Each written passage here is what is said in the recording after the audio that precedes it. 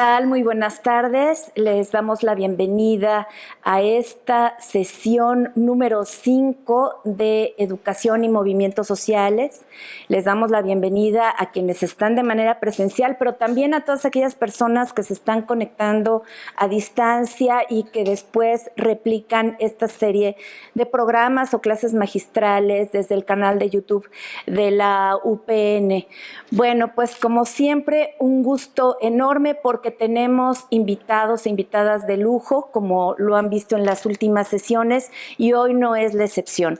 Hoy está con nosotros Ligia Tavera Fenollosa. La doctora Ligia es profesora investigadora de Flaxo, México, apenas nuestra vecina de acá de estos rumbos de la Jusco. Coordina un seminario de investigación sobre actores y procesos contenciosos en América Latina. Miembro fundadora de la Red Mexicana de Estudios de los Movimientos Sociales, directora de la revista Movimientos de la misma red, miembro del comité directivo del Grupo de Investigación RC48 de la Asociación Internacional de Sociología. También cuenta entre sus líneas de investigación estudio de los movimientos sociales, sus efectos, consecuencias, legados, resultados y huellas. Para ello ha recurrido al diálogo entre la sociología de acontecimientos y estudios de movimientos sociales. También tiene trabajos sobre la resistencia o protestas en contra de la megaminería y el neoextractivismo minero. Ha estudiado también sobre el uso del derecho de los movimientos sociales. Respecto a la perspectiva histórica, saldrá un trabajo sobre movimiento inquilinario de Veracruz, el cual recurre al derecho como parte de su repertorio de protesta. Y bueno, el día de hoy, en articulación con los temas que hemos trabajado en las últimas sesiones, bueno, hablará de un tema muy interesante que se llama la Santísima Trinidad en el estudio norteamericano de los movimientos sociales, recursos, oportunidades y procesos de enmarcamiento. Ligia, muchísimas gracias, una gran colega y gran amiga también. Muchas gracias. Adelante. Muchísimas gracias por la invitación. Tengo el gusto de presentarles hoy una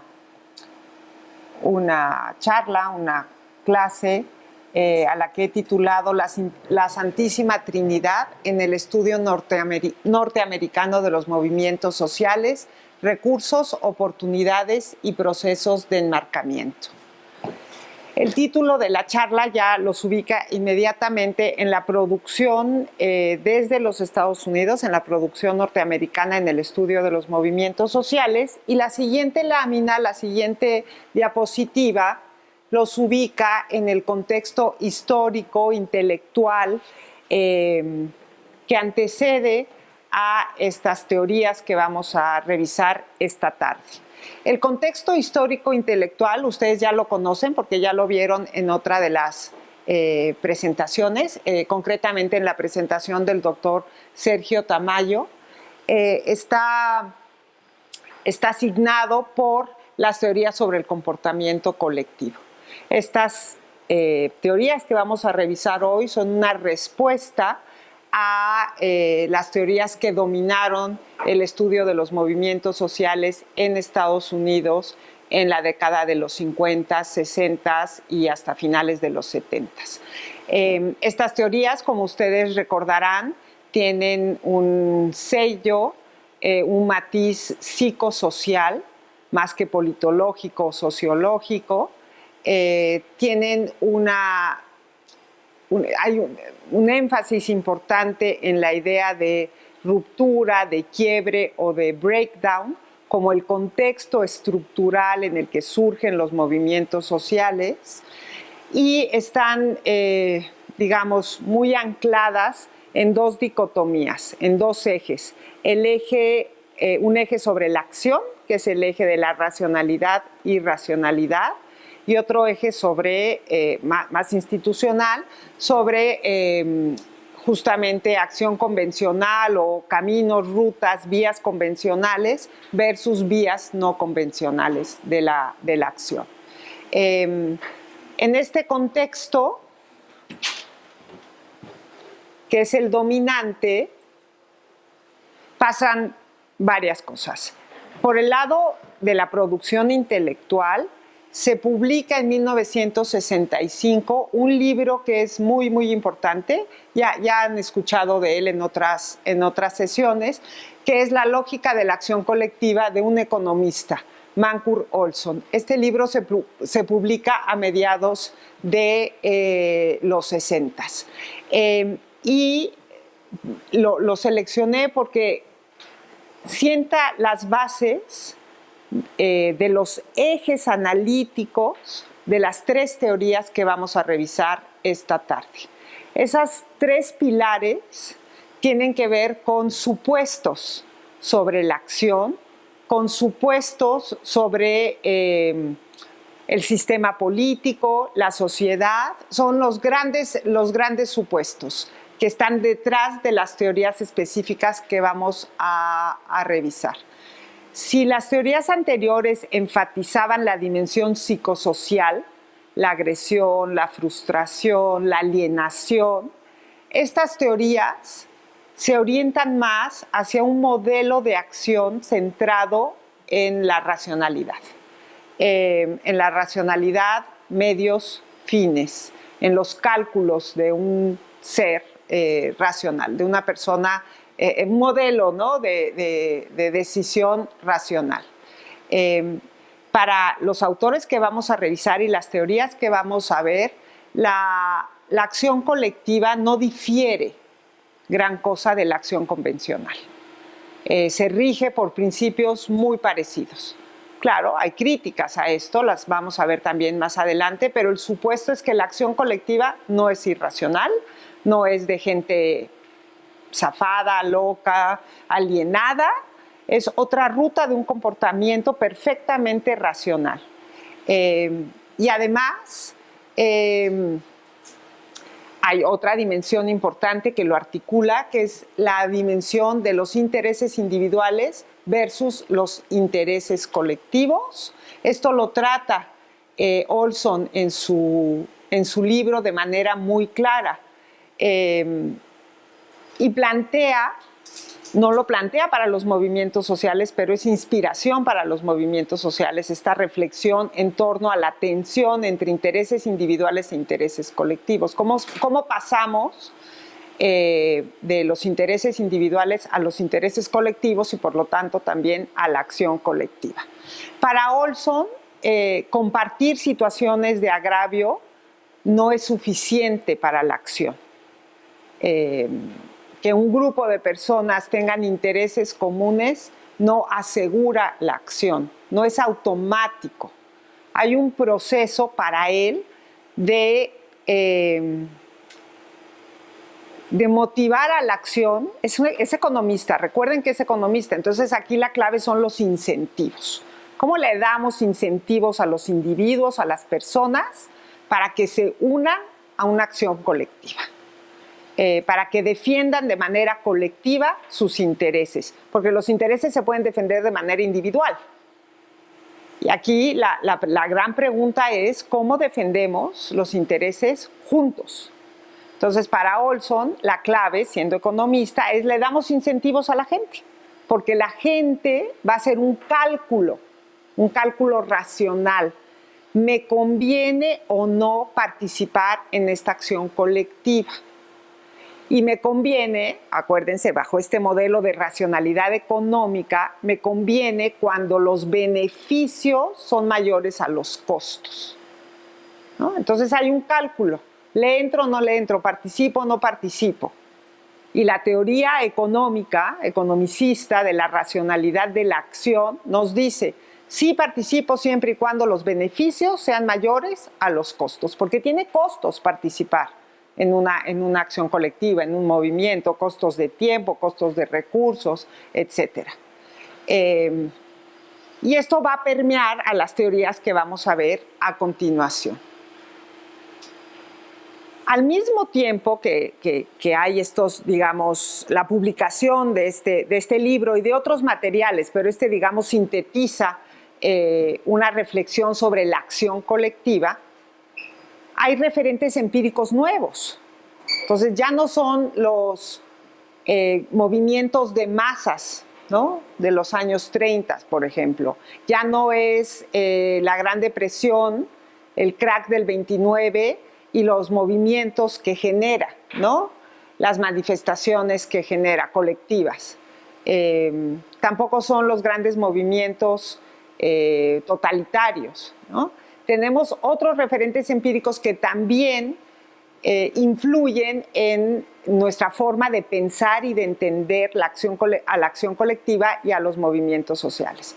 Entonces entramos ya en Estados Unidos, entran a la década de los movimientos por los derechos civiles y en el mundo los movimientos estudiantiles, básicamente.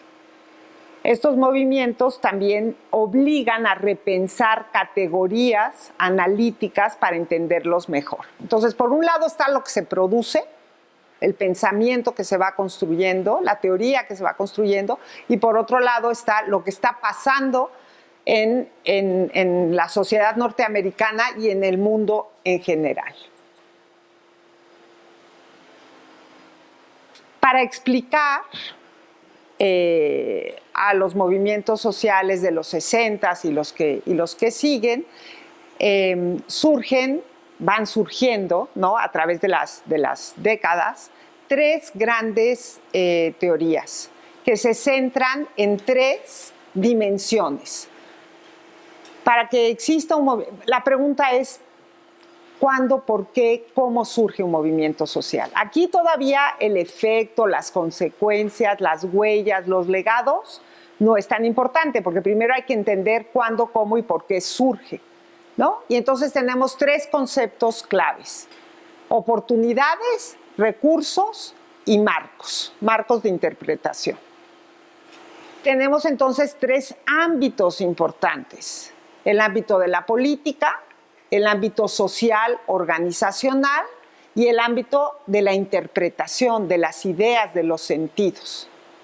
Ahí es donde se va a colocar el estudio de los movimientos sociales. Entonces, es la gran triada. Si alguien quiere estudiar un movimiento social desde la perspectiva anglosajona, gringa, norteamericana, observaría estas tres dimensiones y anclaría la investigación en estos conceptos: oportunidades, en este caso políticas; recursos en un sentido amplio, no solo es recurso monetario, tiempo, conocimiento, contactos, relaciones; y interpretación. Interpretación de aquello que está sucediendo, porque dependiendo de la lectura que se haga, será la acción que, digamos, convenga o se vincule con esa lectura. Entonces, son estas dimensiones de análisis y estos ámbitos analíticos. Vamos a empezar con el primero, porque los voy a presentar en orden que fueron surgiendo, cronológico. Primero están los recursos. Bueno, la teoría que explica o que pone el acento en los recursos para entender la acción colectiva,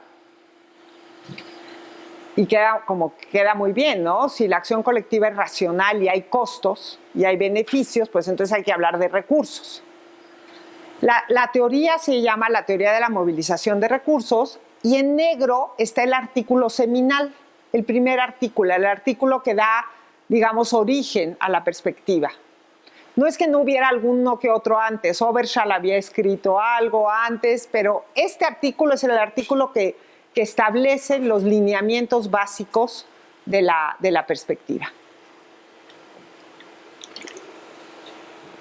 Y después en blanco tienen un texto muchísimo más reciente que revisita, que revisa a la teoría. Entonces tienen como los dos, ¿no? En medio tenemos muchísima producción desde esta perspectiva, y tenemos también artículos que critican, que lo vamos a ver un poquito más adelante. Entonces aquí los nombres, los autores claves son McCarthy y Salz, y estos textos son los textos, digamos, indispensables. Bueno, muy bien. La teoría de la movilización de recursos tiene como supuesto que la acción colectiva no es muy diferente que la acción convencional. Eso ya lo recupera desde de Olson y de otros trabajos anteriores. Entonces, aquí la idea de breakdown pierde centralidad. No es una situación de crisis. Puede haber agravios particulares detonados por desastres naturales, por una pandemia, etcétera, que lleven a la acción. Pero eso es diferente a pensar que la acción colectiva es irracional y no es institucional y es rara, es excepcional, solo se ven situaciones de crisis, ¿no? Entonces, hay un supuesto sobre la acción colectiva que es convencional. Es la política por otros medios, ¿no? No es algo diferente. Los agravios no son analíticamente, en términos de explicar la acción colectiva, no son centrales. No es que no sean importantes, pero lo que estos autores señalan es hay agravios. Siempre hay agravios. Hay poblaciones agraviadas, hay comunidades, hay sectores, etcétera, agraviados. Y no siempre observamos un movimiento social. Entonces, si eso es constante, no nos está explicando cuándo sí y cuándo no. Lo que nos explica el surgimiento de un movimiento social son, desde la perspectiva de estos autores, los recursos. Y la organización. Estos son los dos conceptos claves para la perspectiva de la teoría de la movilización de recursos. Recursos, tiempo, contactos, herramientas, un megáfono, una camioneta, un local, dinero, sí, pero no solo dinero ni principalmente dinero. Porque organizar un movimiento social requiere de tiempo, de esfuerzo, de recursos, y entonces el acento lo ponen ahí. Hipotéticamente, si tenemos dos escenarios en donde existe un agravio o una situación percibida como un agravio, se esperaría desde esta perspectiva que emergiera un movimiento social en aquel contexto en donde hubiera recursos. Ya fueran organizaciones previas, por ejemplo. Ahí hay un tejido social previo que permite muchas cosas, entre otras, definir la situación de agravio como una situación que necesita ser enfrentada, resuelta, o por lo menos enfrentada, ¿no? Entonces, la explicación entre por qué aquí sí se conformó un movimiento social en un escenario A y no en un escenario B, desde esta perspectiva está dada por los recursos y por la organización. Esas dos variables, y la organización y los liderazgos que conlleva la organización, etcétera, son las que explican el surgimiento de un movimiento social. En términos más macro, supone un modelo elitista. ¿A qué se refiere este modelo elitista? Se refiere a que quienes recurran a un movimiento social van a ser aquellos que no ocupan una posición de privilegio, ¿no? Y que requieren de organizarse y de movilizarse para defender sus intereses. Entonces, no es la élite la que va a recurrir al movimiento social, ¿no? Hay una distribución desigual del poder, y para que las demandas de un grupo desfavorecido puedan construirse en un movimiento social, se requiere de recursos y de organización. Y son ellos los que se van a movilizar, no los otros. Y también se requiere una sociedad civil más o menos fuerte, organizada, asociaciones o lugares de encuentro para discutir, ¿no?, sobre una situación. Entonces, esta teoría pone el acento en los recursos. Sin recursos y organización no hay movimiento. El grado de organización varía, ¿eh? No tiene que ser tipo empresa, por supuesto que no, pero tiene que haber una organización mínima, ¿de acuerdo? Y tiene que haber recursos. Los recursos, si aquí es muy importante la vinculación del movimiento social, y aquí voy a introducir otro concepto que viene de esta teoría, que es el concepto de organización de movimiento social. Desde esta perspectiva se distingue analíticamente entre el movimiento y las organizaciones del movimiento. Pensemos, por ejemplo, en el movimiento por la defensa de los derechos civiles en Estados Unidos. Era un movimiento compuesto por una multiplicidad de organizaciones. Algunas organizaciones sombrilla, tipo frentes, tipo grandes, y otras organizaciones más pequeñas, que no estaban necesariamente subsumidas en la gran organización, pero era un solo movimiento con una multiplicidad de organizaciones. Entonces, ellos desarrollan el concepto que ya se quedó, el concepto de organización de movimiento social, ¿no? Sí, eso es muy importante. Y claro, eso permite otros análisis, ¿no? Porque si un movimiento está conformado por distintas organizaciones, puede haber tensiones también entre esas organizaciones. Y esas tensiones van a incidir en el curso del movimiento. Puede haber también alianzas, etcétera, pero introduce un nuevo nivel de análisis. Entonces, desde esta perspectiva, si yo quiero estudiar un movimiento social, lo que voy a estudiar son sus organizaciones. Ahí es donde lo voy a ver. Lo hago observable en la organización. Muy bien. Y otra cosa que es importante, por supuesto, es la idea de que el movimiento social no se da en un vacío. Está inserto en la sociedad. Y hay canales, rutas, vínculos que articulan al movimiento con la sociedad en general. Nuevamente traigo a colación el ejemplo. Si hay una comunidad donde hay una organización previa alrededor de la parroquia local o hay algún grupo estudiantil que ha movilizado, esa sociedad civil pequeña está mucho más organizada y por lo tanto es más probable que frente a un agravio se movilice y se organice un movimiento social, se construya un movimiento social. Muy bien. Esta teoría ha recibido críticas pues desde el principio. Toda propuesta recibe da pie o abre la puerta para una contrapropuesta, pero una de las más interesantes es una propuesta desde también la Academia Norteamericana, porque hay otras desde fuera, pero primero quería mostrar una desde dentro de la academia, de estos dos autores, Frances Fox Piven y Richard Cloward. Es este texto de 1991 que es una crítica de la movilización de recursos. Y después tenemos este otro texto que busca responder a algunas de las críticas que se le han hecho a la teoría de la movilización de recursos. ¿Cuáles creen ustedes que podrían ser algunas críticas? ¿Qué críticas les vienen a la cabeza así como relacionada con el modelo de acción? Con el actor, qué tipo de actor es, ¿no? Con el énfasis, ¿no? ¿Qué tipo de críticas les vienen a la mente?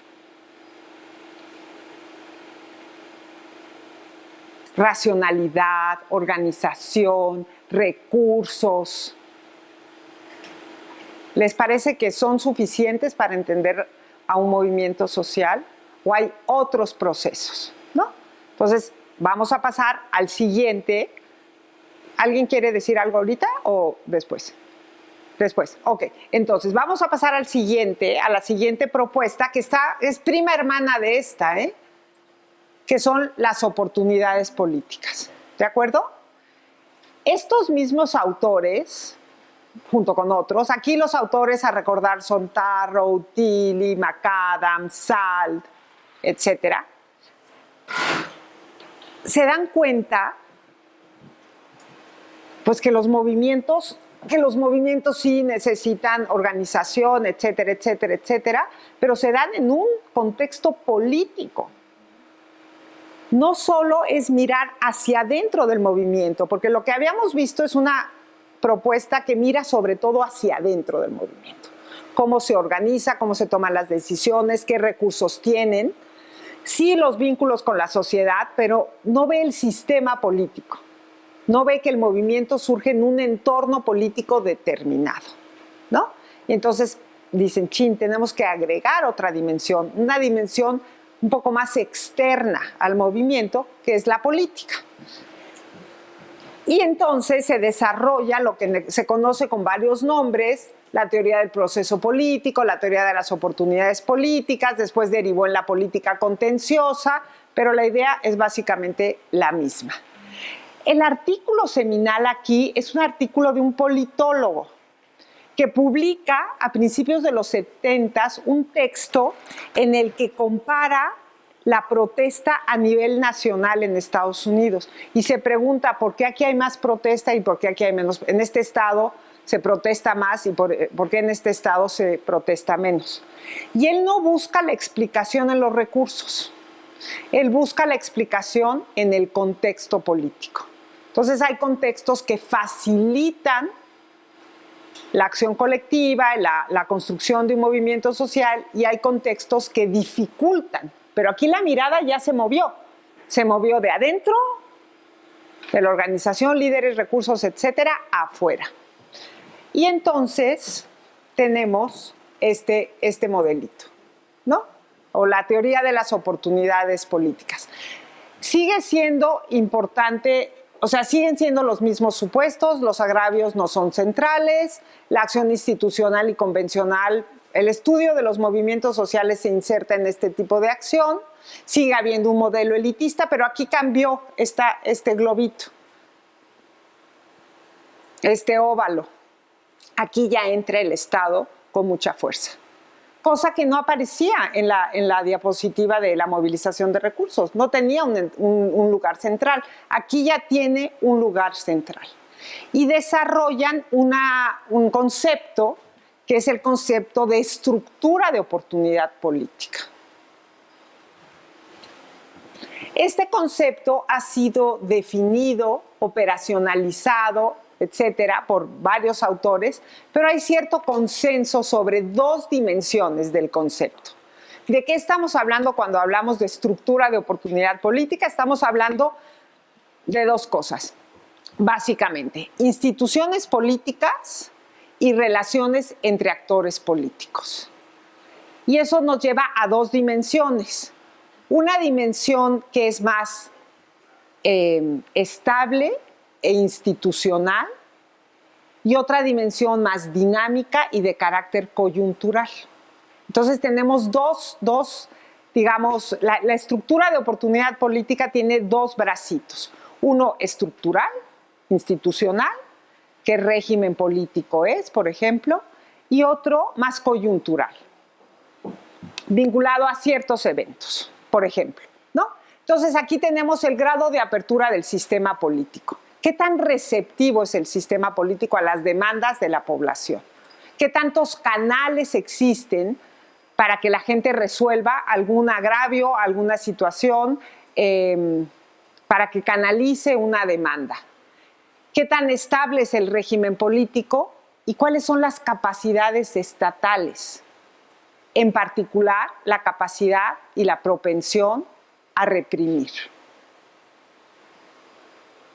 Estos son los aspectos más estables, más estructurales, que cambian más lentamente, que inciden en la construcción, en la formación, en el surgimiento de un movimiento social. Pero también tenemos aspectos dinámicos que tienen que ver con las relaciones de poder.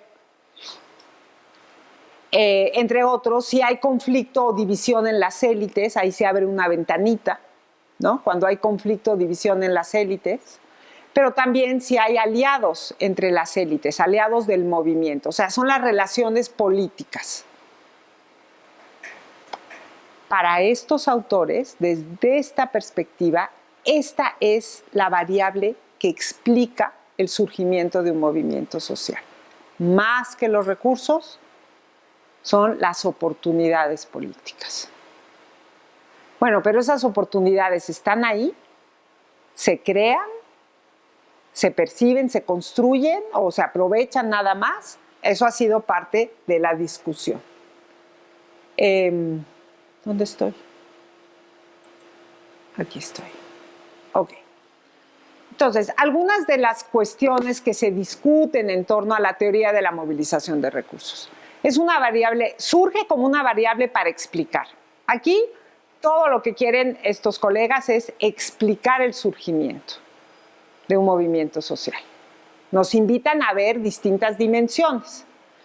Pero ellos, cuando van trabajando, ellos son Tilly, McAdam, Salt, Tarrow, etcétera, Meyer, Deborah Minkoff también, observan que hay movimientos que abren oportunidades para otros movimientos. Entonces, esa nueva oportunidad se convierte en un resultado del movimiento. No es la variable que explica, es la variable que deriva del movimiento.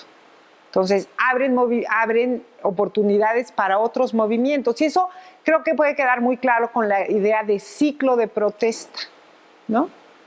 Entonces, los movimientos del 68 son movimientos que ocurren en distintos continentes, en distintos países, en un periodo de tiempo muy determinado, ¿no? La pregunta es ¿por qué? Una explicación, hay otras, una explicación podría ser porque un movimiento abrió oportunidades para otro movimiento.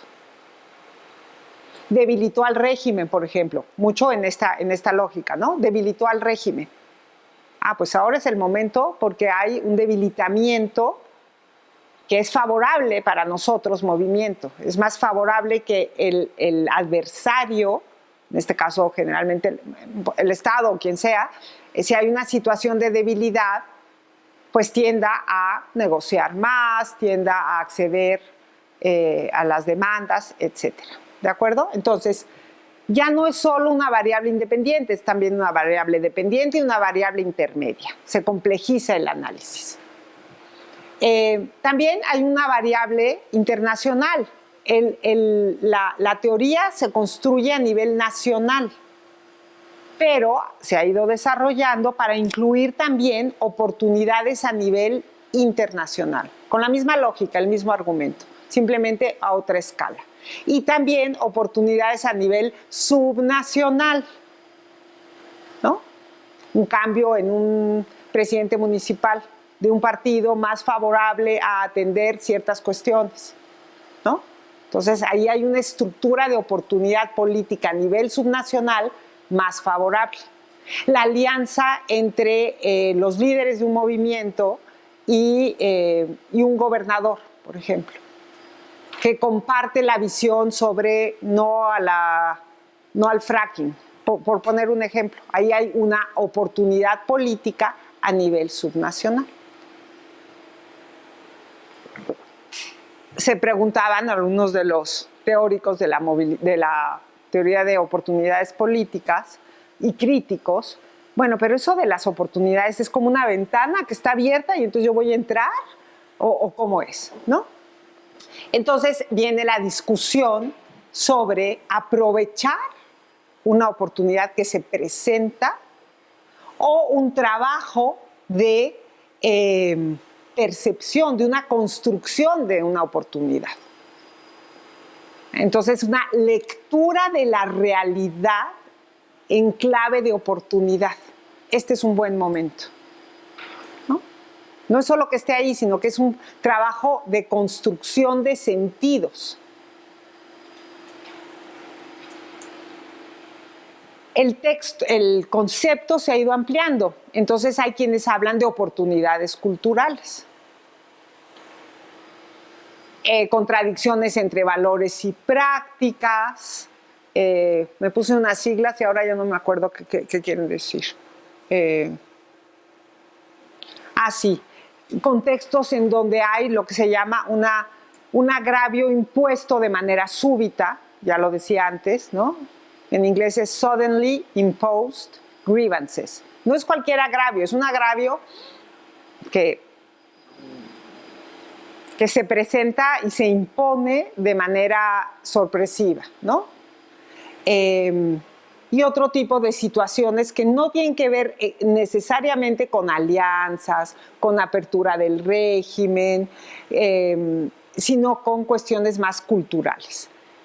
Esa es una extensión. Por ejemplo, un poco para clarificarles a ellos, ¿podría ser, por ejemplo, el asesinato por parte de policías de una persona negra o afroamericana? Las patrullas que llegan lo golpean. No quiere decir que no antes existiera el movimiento racial, que existe per se, digamos, sí, pero que ahí se impone un acontecimiento, ¿no? Totalmente, totalmente. Es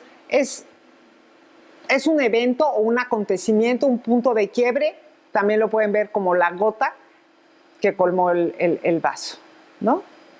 Que se impone de una manera que ya no puedes voltear la cara, ¿no? E incluso, por ejemplo, en el campo más de la educación pasó con Ayotzinapa. Es decir, el movimiento respecto a todas las normales rurales y a todas estas movilizaciones son de larga data, con sus líderes perfectamente identificados, el estado de Guerrero en particular, pero el acontecimiento de la desaparición de los 43 marca un hito. Marca un hito, sí, totalmente.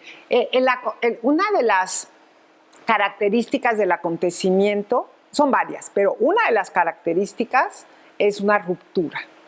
Una ruptura en la temporalidad, primero que nada. Marca un antes y un después. Ayotzinapa marcó un antes y un después.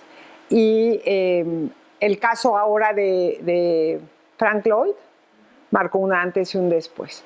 Y una ruptura en los sentidos también, ¿no? A veces por acumulación, a veces por contraste, por diferentes mecanismos, pero es un punto de quiebre, ¿no? Y otra extensión del concepto de estructura de oportunidad es el concepto de estructura de oportunidad política. Otra extensión es la estructura de oportunidad legal, que tiene que ver en la parte institucional, en el diseño institucional, en la parte estructural, porque ya dijimos que la estructura de oportunidad política se mueve en dos vías, coyuntural y estructural, estable y más dinámica. Bueno, entonces el concepto de estructura de oportunidad legal es la misma idea trasladada al ámbito jurídico, al ámbito del derecho. Entonces, si hay reformas constitucionales, si se reconocen nuevos derechos, que puede ser resultado de movimientos, ¿no? Pero la idea es que hay un marco jurídico favorable, que facilita, ¿ok?, la acción colectiva y los movimientos sociales. Bueno. Como en el caso del movimiento feminista, ¿no? Como en el caso del movimiento feminista, claramente, claramente. El movimiento feminista ha sido central para los cambios normativos, además de culturales, por supuesto, pero los cambios normativos ha sido central. Bueno, en el campo del extractivismo, del neoextractivismo, la lucha por una nueva ley minera, etcétera, ¿no? Bueno, este texto se lo recomiendo porque es una revisión de los textos iniciales, seminales, ¿no? Es el texto que revisita. A mí me gusta siempre tener el texto seminal, textos que critican, y el texto de los mismos autores generalmente que revisa la teoría, le hace adecuaciones, etc. Entonces, este es el texto uno de los textos más importantes que revisita. Bueno, ¿qué falta, no? Así a la primera le faltaba el contexto político, tanto a la primera, recursos y oportunidades políticas, ¿qué le falta? Entonces vienen otros autores, estos sí diferentes, que dicen, esto no es automático. Los sujetos interpretamos la realidad. ¿Dónde está esa dimensión interpretativa que subyace a la acción?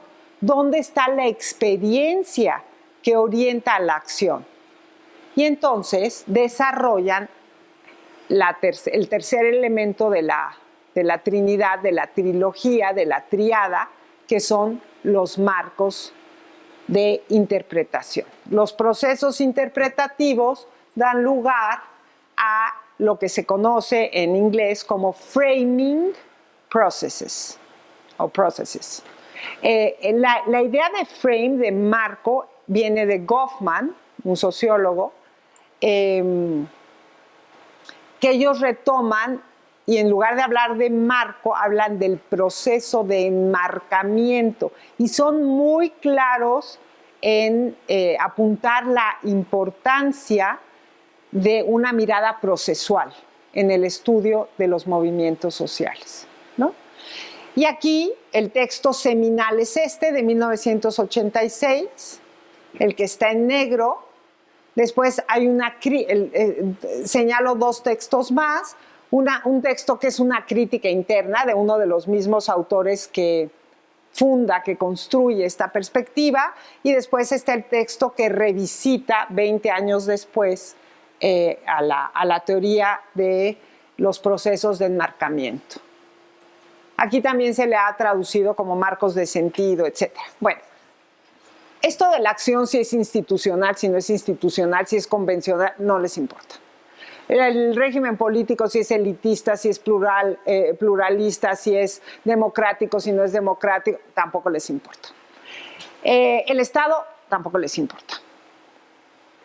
Aquí lo que es importante es... ¿qué es importante? No veo. Sí. Los agravios per se, dicen ellos, no son importantes. Lo que importa es la interpretación que se haga sobre una situación, no que exista la situación. Lo que sí debe quedar ya súper claro es que nada de esto es automático, ¿no? Hay un proceso de construcción, mecanismos que median entre las condiciones y la organización de un movimiento, etcétera, etcétera. Entonces, los agravios per se no importan, lo importante, el acento está en los procesos de interpretación. Y la pregunta que da origen, esto muchas veces se olvida, pero la pregunta que da origen a esta teoría es la pregunta sobre la participación. Seguimos teniendo una mirada estratégica, como la de las otras dos perspectivas. Y bajo esa mirada la pregunta es, ¿cómo logramos que la gente participe o que un mayor número de personas se sumen a nuestro movimiento? Se olvida que ese es el origen de la reflexión en torno a los procesos de enmarcamiento. Es la participación. Y la participación tiene dos características muy importantes. No es una cosa individual, es una cuestión colectiva. No se da se da en un contexto de colectividad. Y es un proceso. No es que ya participé y ya. No, es un proceso. Estos dos elementos son la base del concepto de marco interpretativo de Goffman, que ellos dinamizan en procesos de enmarcamiento. ¿Ok? El marco interpretativo es un esquema, básicamente, que nos permite leer la realidad, ubicar, percibir, identificar, etiquetar, ubicar quién es responsable, identificar de qué se trata esto. Se trata de un evento de salud pública, la pandemia, se trata de una conspiración, se trata de una guerra bacteriológica, biológica. ¿Qué es? ¿No? ¿Dónde lo ubicamos? ¿Lo ubicamos en el campo de la epidemiología o lo ubicamos en el campo de las relaciones internacionales? ¿Dónde lo ubicamos? Lo etiquetamos, ¿cómo lo nombramos? ¿No? Eso es muy importante porque dependiendo de la lectura será la acción o los cursos de acción que conlleve esa lectura. Cada lectura conlleva ciertos cursos de acción, ¿no? Entonces, el marco interpretativo nos permite ubicar, percibir, identificar, etiquetar y nos permite dos grandes cosas. Organizar las experiencias, lo que nos pasa, y orientar la acción. Entonces, bueno, si antes hacíamos referencia al movimiento feminista, ¿no?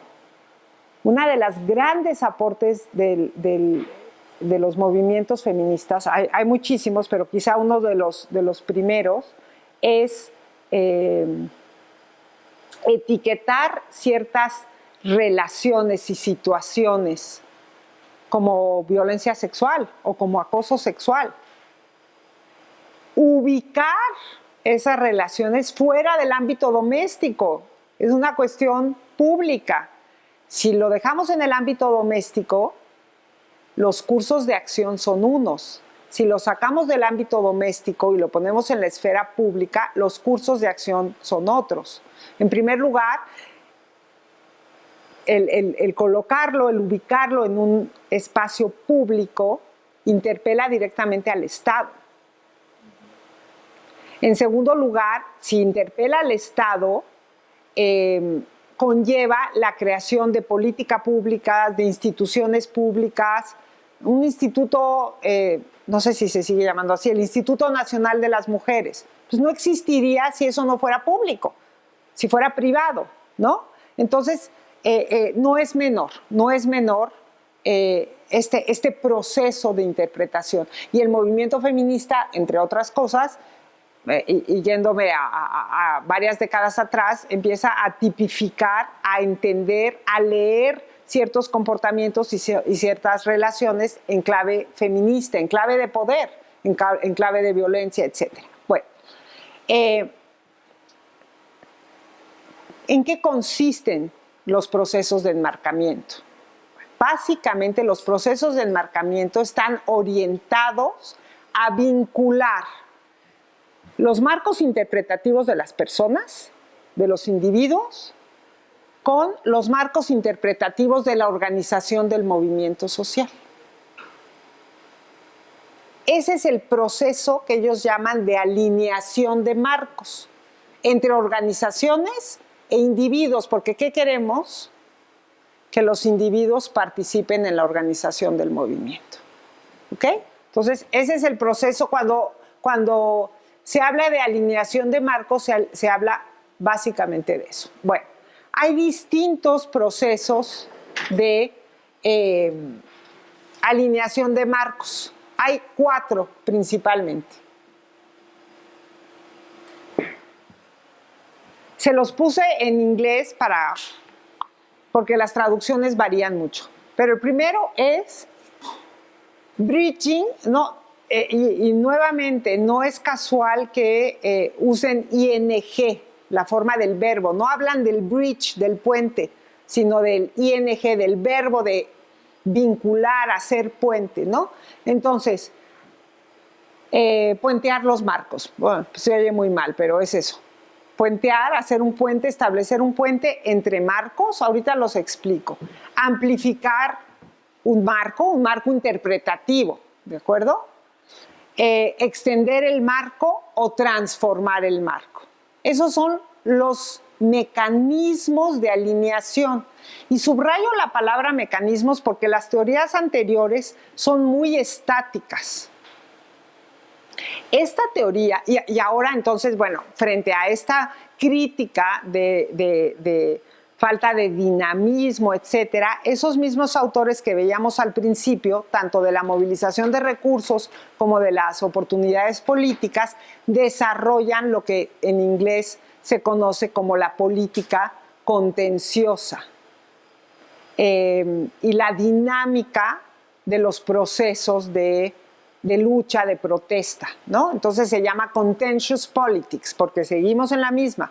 Es la política por otra vía, pero sigue siendo un comportamiento no irracional. Bueno, entonces, ellos sí hablan de procesos y hablan de los mecanismos específicos que articulan esos procesos o a través de los cuales se dan esos procesos. Entonces, el primero busca conectar los marcos de los individuos con los marcos de la organización. Esos marcos ya son compartidos y lo único que hay que poner en evidencia es que están que van en el mismo sentido, que luchan por lo mismo. Entonces establecen un puente. ¿Quiénes hacen estos procesos de enmarcamiento? Básicamente, los miembros de las organizaciones de los movimientos sociales. Es una cuestión de diseño estratégico, seguimos en esa misma lógica. Entonces, ¿cómo presentamos la demanda? ¿Cómo nos presentamos ante los medios? ¿Qué discurso elegimos? ¿Qué marco? ¿En qué marco, valga la redundancia, enmarcamos nuestra protesta? ¿Lo enmarcamos en el marco de los derechos? ¿Enmarcamos nuestra protesta o nuestras demandas en el marco de la democracia? ¿En qué marco? ¿No? Entonces, estos procesos tienen que ver con ese tipo de decisiones. Primero, puentear. El segundo, amplificar un marco. Como su nombre lo indica, aquí de lo que se trata es de poner los reflectores. De poner los reflectores ya sea en ciertos valores o en ciertas creencias, relación entre no sé, un valor y otra cosa, o entre una situación y una población, esta parte más de relaciones, y amplificamos. Entonces los líderes deciden, vamos a amplificar esta situación Ayotzinapa, ¿no? Como una violación de derechos, como una... bueno, ahora lo discutimos, las diferentes formas de enmarcar. Aquí lo que está en juego es un marco y un valor, el valor de la participación, de la democracia, de la vida, del respeto, etc. Y diferentes creencias sobre los actores. Bueno, lo discutimos más adelante. La extensión del marco. Y aquí tengo mi...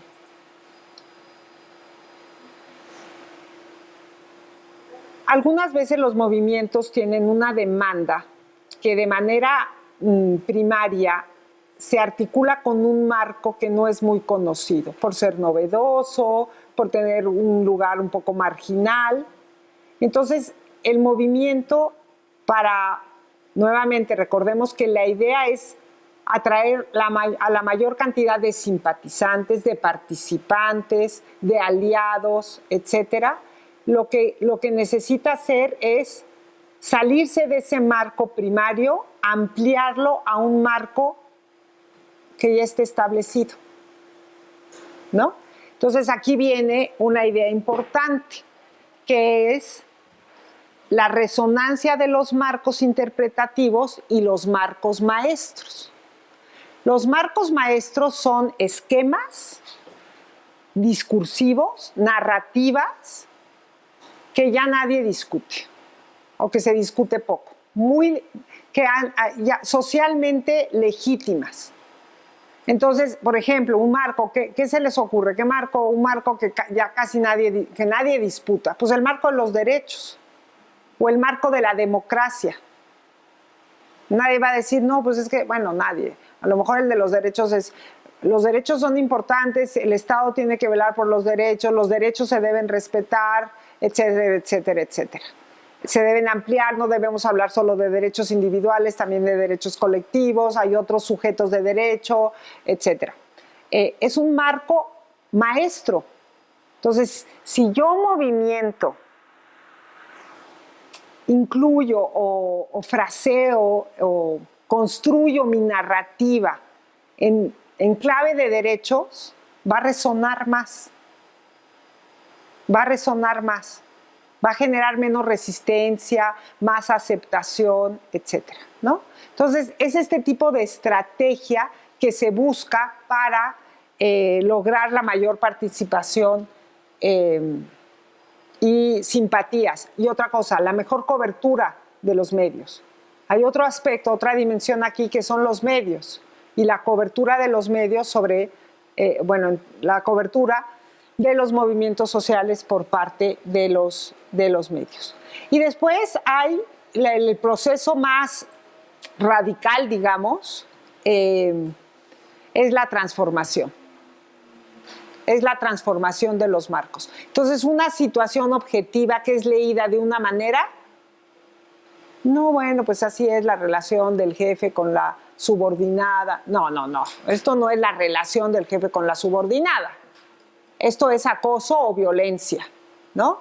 Se transforma, se lee de otra manera. No es que sea nueva la relación, no es que de repente hubiera acoso, sino que es leído en otros términos, bajo otro esquema. Ya no es un esquema de una relación jefe-subordinado normalizada. Es un esquema que cuestiona esa relación, ¿no? Entonces, voy bien de tiempo, ¿no? Ya. Sí. Entonces, para ir, digamos, redondeando la presentación. A lo largo del desarrollo de teorías y de perspectivas sobre movimientos sociales, en este caso desde la Academia Norteamericana, y después de la etapa que ya vieron en la sesión del doctor Tamayo sobre acción colectiva y sobre comportamiento colectivo, el énfasis más psicosocial, etcétera, que algunas de estas dimensiones se van a recuperar después, pero eso es otro tema, surge primero la teoría de la movilización de recursos, casi inmediatamente se expande con la teoría del proceso político de las oportunidades políticas y se incluye una dimensión que quizá ya lo vieron, no lo sé, que ya estaba muy presente en los estudios europeos sobre la acción colectiva, mucho más interesados en, y estoy pensando por ejemplo en Turén y en Melucci, dos autores muy importantes de la tradición europea, en la dimensión más subjetiva de la acción colectiva, con otros términos, otros conceptos clave como el de identidad colectiva, ¿no? Como el de sistema de acción, etc. Entonces, si en Europa estaba pasando esto, en Estados Unidos se trata de subsanar, aunque ya digo, bajo una premisa distinta,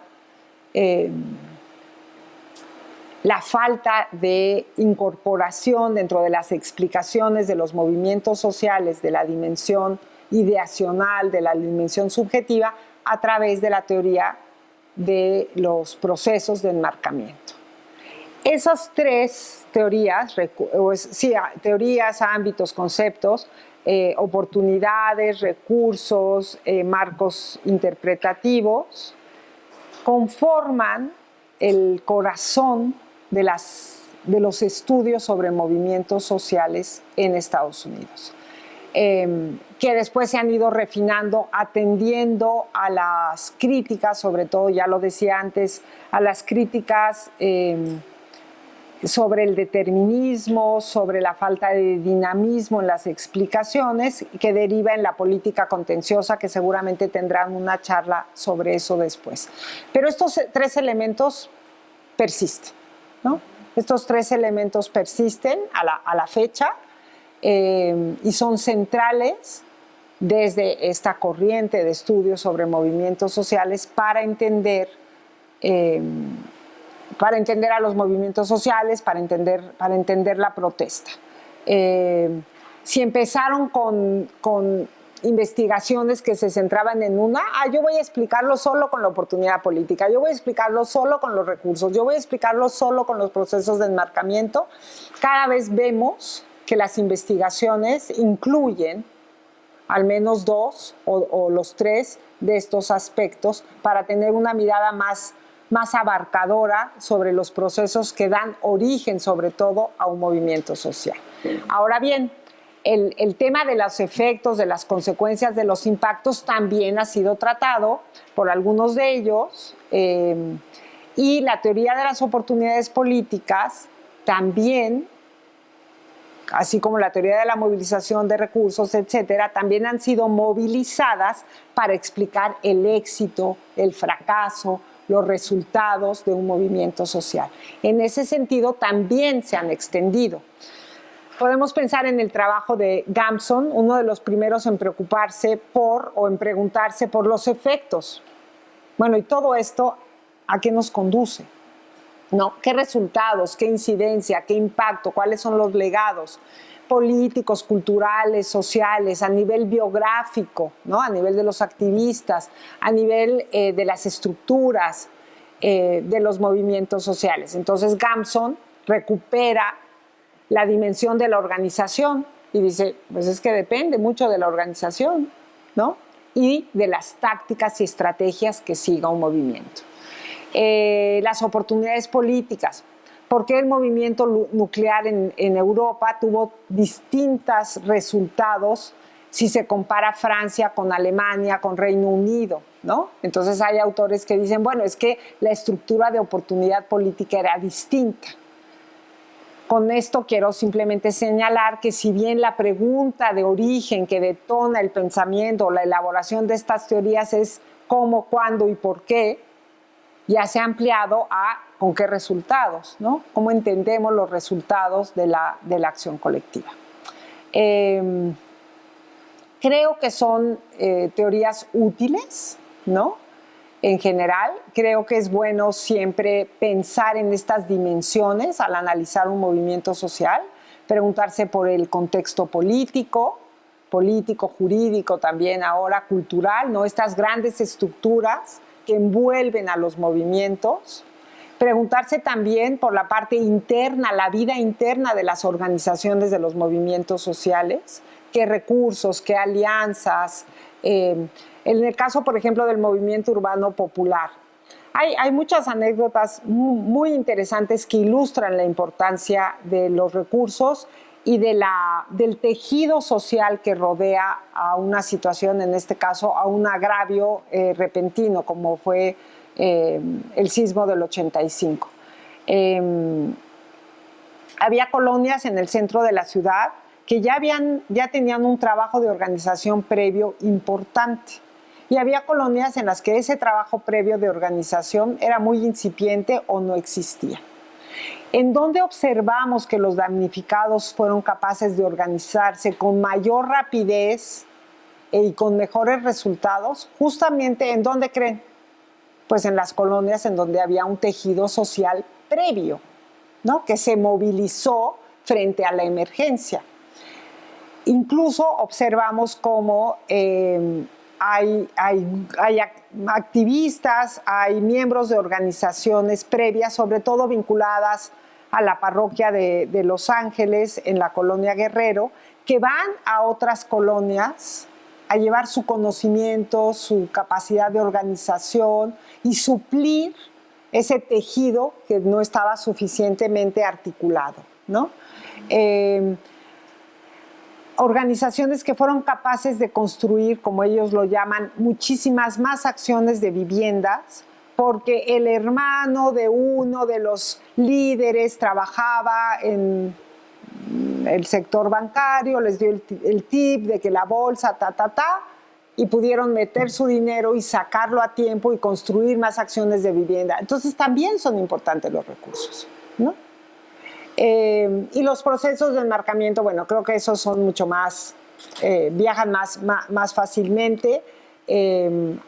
La realidad no es, la realidad se interpreta, se construye, y la acción y las experiencias que conllevan a la acción también pasan por procesos subjetivos importantes, ¿no?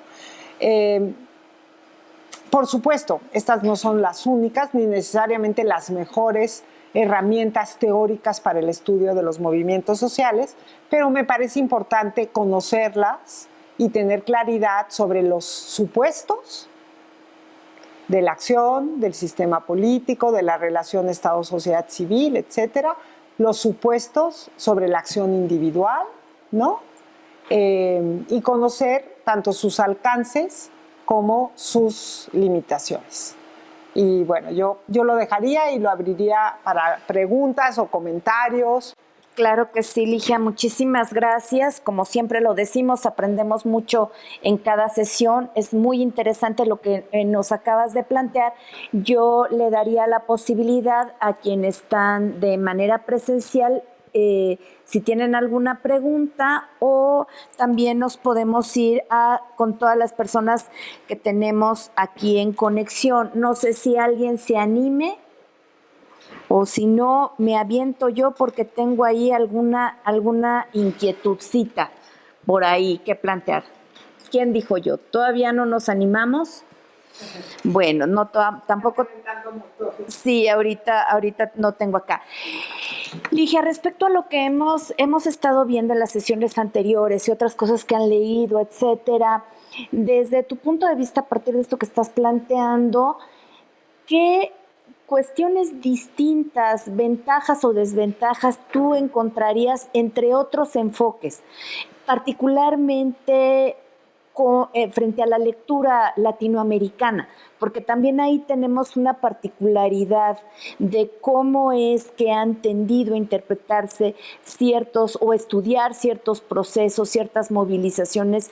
En el campo educativo ahí tenemos como cierto sesgo también, donde domina mucho este enfoque, vamos a decir, desde el sur, ¿no? El sur del mundo, no me refiero nada más Latinoamérica, ¿no?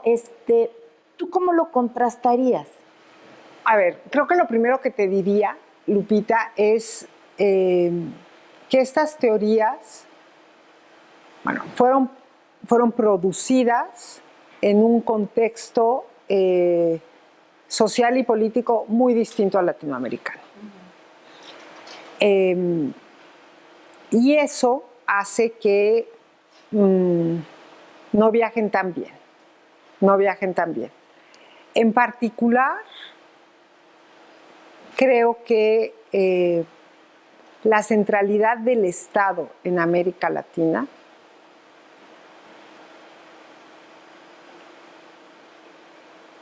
entra en tensión con el modelo político que está detrás de estas teorías, ¿no?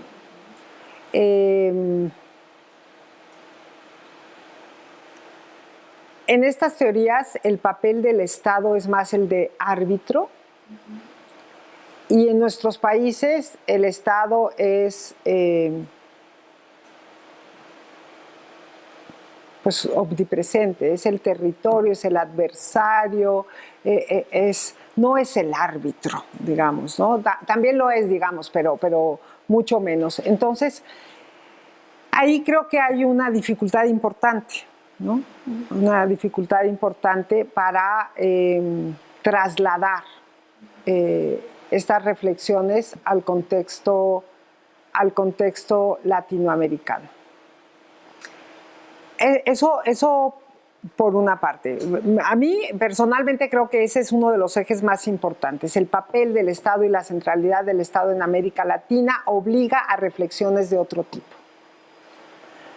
Otra cuestión que me parece importante y que creo que no se enfatiza suficientemente en estas teorías es la idea de la construcción de la acción colectiva, o sea, un enfoque constructivista. Y creo que ahí no me estoy refiriendo a las epistemologías del sur, pero me estoy refiriendo a otros teóricos de los movimientos sociales, que ya los vieron seguramente, que enfatizan la acción colectiva, que enfatizan o que invitan o que nos invitan a no ver la acción colectiva como un dato, sino como una construcción, y verlo en clave de un sistema de acción. Ahora, ¿por qué traigo a colación a Melucci, que es el autor en el que estoy pensando? Porque Melucci, de manera muy interesante, sí recupera alguna de las dimensiones que abordamos esta tarde, en particular la idea de los recursos y de la organización, ¿no? Con esto redondeo el argumento. Hay dimensiones que realmente no tienen la centralidad que debieran, clave Estado en estas teorías, pero por otro lado hay dimensiones que son recuperadas por otras miradas, por otras teorías, de manera muy fructífera. En concreto, la idea de Melucci sobre la importancia de la organización y del sistema de acción, ¿no? Con oportunidades y límites, nos recuerda Melucci. Entonces, creo que eso resuena con algunas de las dimensiones analíticas que plantean estos autores. Uh-huh. Muchas gracias. Sí, me parece esto muy interesante porque también hay una parte de toma de decisión en la investigación. Entonces, tienes que ver hasta qué punto las herramientas te son suficientes, dependiendo del contexto y el propio acontecimiento, ¿no? No son fajas, digamos, sino que más bien es responder al propio observable, ¿no? En este sentido, hay un comentario, pregunta de Desiree Terrazas que nos comenta, que está en conexión, y lo leeré textual. Dice: buenas tardes, doctora, le externo un agradecimiento por compartir y despertar el interés por el tema, pero también sobre su trabajo. Me gustaría preguntarle lo siguiente, sobre oportunidades políticas. ¿Sobre qué tendríamos que apoyarnos para señalar que el contexto político facilitó o dificultó a la movilización? Y otra pregunta, esta dimensión externa del movimiento social, ¿cómo podríamos vincularla con la acción colectiva? Claro que sí. Déjame contestarte, Desiree, desde una investigación en particular, que es la investigación de mi tesis doctoral, que fue sobre el movimiento de damnificados de 1985. Un movimiento muy exitoso. ¿Por qué exitoso? Porque logró muchas acciones de vivienda, porque logró que las mujeres que hasta entonces no eran sujetas de crédito para la vivienda fueran sujetas de crédito para la vivienda, porque logró que las demandas iniciales, bueno, más bien, logró que el movimiento, que las organizaciones del movimiento tuvieran voz y voto en las características de las viviendas que se reconstruyeron. O sea, estas no son cosas menores, ¿eh? Son resultados muy importantes. ¿Qué contexto político rodeó al movimiento? Voy a usar todo, no solamente voy a hablar del contexto político. Ya hice referencia al tejido social preexistente en los barrios y colonias del centro de la Ciudad de México. Ahora voy a hacer referencia y después entro a la parte del contexto político. Esta es la parte externa social, no externa política. Tú preguntabas sobre estas condiciones externas al movimiento. Para mediados de los 80s, el movimiento urbano popular en México estaba muy consolidado. Tenía una estructura organizacional muy fuerte, pero esa misma estructura determinaba ciertas líneas de acción que no necesariamente llevaban al centro de la ciudad. La mayoría de los grupos que participaban en las organizaciones del movimiento urbano popular venían de la línea maoísta. Y la línea maoísta tenía como estrategia política el trabajo sobre todo en la periferia de las ciudades y no tanto en el centro, ¿no? Y eso es importante porque el centro fue una de las zonas de la ciudad mucho más afectadas, ¿no? La historia es un poco compleja, entonces aguántenme tantito que voy por partes. Entonces, el movimiento urbano popular estaba organizado, articulado en una gran organización que era la CONAMUP, la Coordinadora Nacional del Movimiento Urbano Popular. Y vale la pena hacer una anotación. Así como, no sé si ya lo vieron, los repertorios de acción están situados históricamente y culturalmente, las organizaciones, la forma de organizarse también. En esos años, los 80s, la forma de organización, digamos, dominante eran las coordinadoras. Entonces, tenemos la coordinadora de la educación, la coordinadora de los trabajadores, la coordinadora del movimiento urbano popular. Entonces, esa era la forma organizacional dominante. A principios del siglo pasado, una de las formas de organización dominante era la sindical. Entonces, cuando los inquilinos en Veracruz protestan por las malas condiciones de la vivienda, las rentas, etcétera, ¿en qué se organizan? No se organizan en coordinadoras, no se organizan en colectivas, se organizan en sindicatos, ¿no? Bueno, esto es para la parte externa organizacional. Y lo que decía antes, si uno observa el grado de organización del movimiento urbano popular en las distintas colonias en el centro de la ciudad, en las que la CONAMUP tenía poca presencia porque el trabajo era en la periferia por razones ideológicas, observa que en aquellas colonias en donde había la Morelos, la Guerrero, en donde había la Martín Carrera, en donde había una organización previa, fue más fácil para los damnificados organizarse y luchar por todo esto que consiguieron, ¿no? Esa es la parte externa, social, organizacional. Importa el tejido organizacional previo, ¿no? Y la parte política. Varias cosas muy interesantes. En las colonias, sobre todo en aquellas colonias en donde no había una organización social previa importante, no había un referente organizacional, no había una asociación de vecinos, los damnificados recurrieron a la estructura partidista y en particular a la presencia territorial de las oficinas del PRI. Recurren a las oficinas del PRI, pero en el PRI no había línea, no había una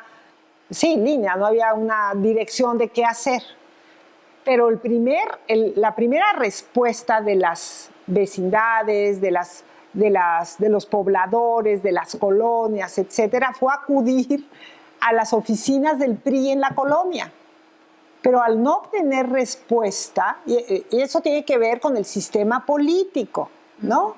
Un sistema político de partido único, hegemónico, dominante, con una vasta organización territorial, partidos de oposición no tan desarrollados, con no tanta presencia, etcétera, etcétera, etcétera. Entonces, la primera respuesta es recurrir a las instancias institucionales partidistas.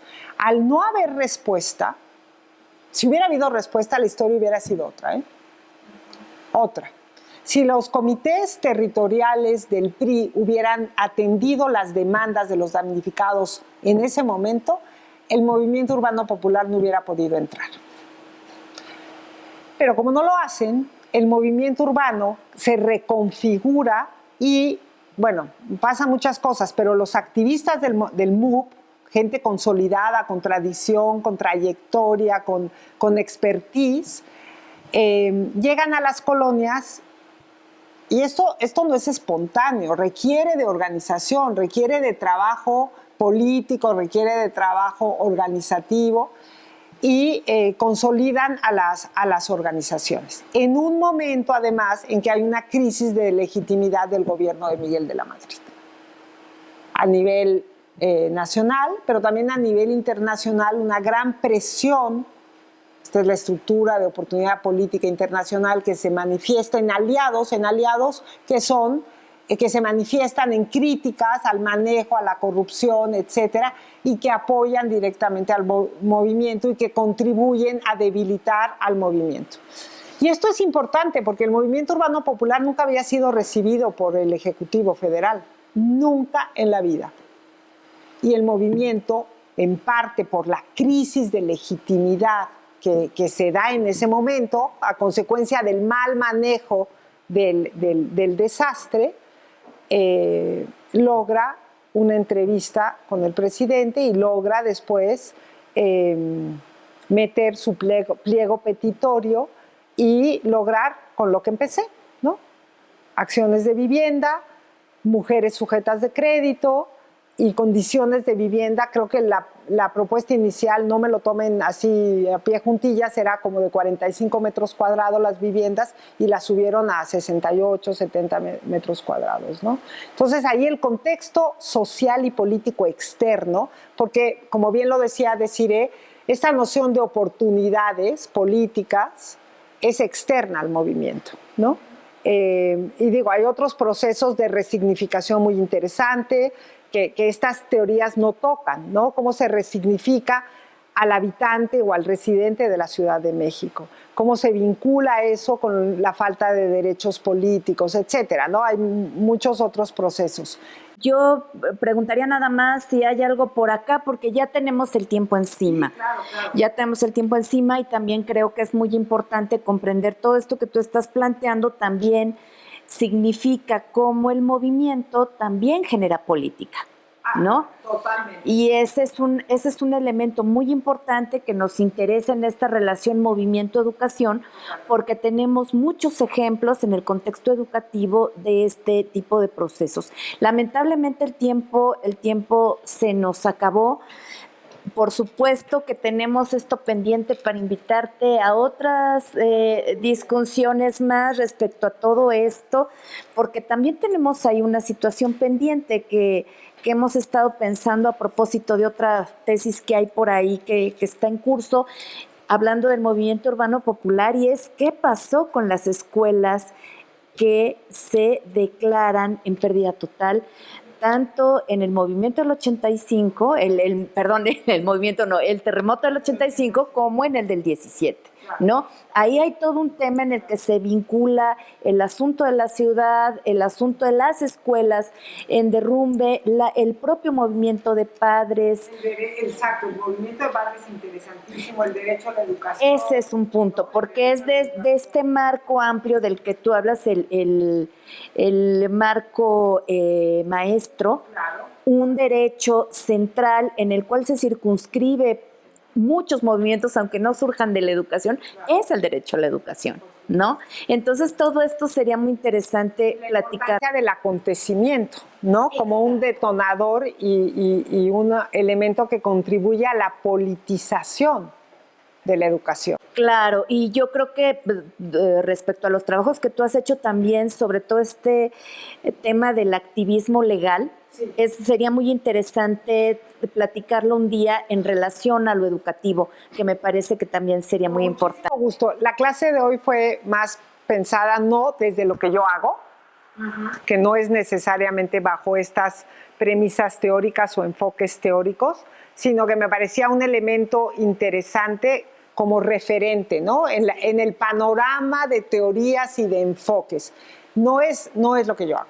Sí, pero es muy importante porque venimos de cosas que nos planteó Sergio Tamayo, muy importantes a nivel conceptual, fue muy importante. Exacto. Lo que nos plantea también Denise Judo desde el enfoque histórico. Por supuesto. Por supuesto, todo lo que planteó Máximo Modenesi, que tiene que ver con todo el asunto del neomarxismo. Sí. Que además también es muy interesante, ya cuestiones más contemporáneas, que es el activismo digital. Sí. Yo te agradezco muchísimo tu presencia. Gracias, tienes la puerta abierta, por supuesto, en la Universidad Pedagógica. Y nada más decirles que nuestra última sesión del semestre será el 10 de junio a las 12 horas con la presentación del libro La Pedagogía del Capital por Mauro Jarquín. Bueno, pues muchísimas gracias y que tengan muy buen día. Gracias, Hasta luego. Gracias por su asistencia.